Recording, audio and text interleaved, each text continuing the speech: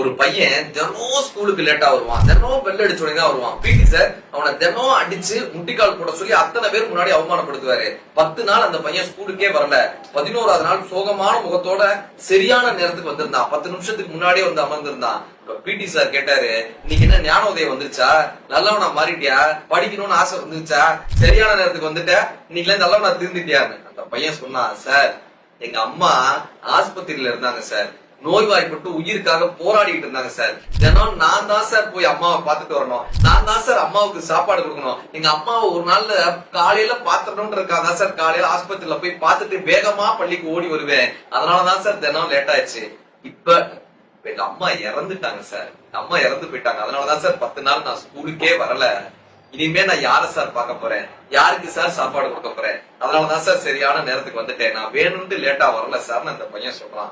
அந்த கண்ணீரை பார்க்கும் போது அந்த ஆசிரியருக்கும் சேர்ந்து கண்ணீர் வந்தது. இந்த மாணவனையா திட்டணும், இந்த மாணவனையா அவமானப்படுத்தணும், இந்த மாணவனையா அடித்தோம் என்று நினைக்கும் போது அந்த ஆசிரியருக்கு எப்படி மன்னிப்பு கேட்பதுன்னே தெரியலையாக. சிலரை திட்டுவதற்கு முன்னால், சிலரிடம் கோவப்படுவதற்கு முன்னால் அவர்கள் வாழ்க்கை என்ன, அவர்கள் நிலை என்ன என்று தெரிந்து கொள்வது நல்லது.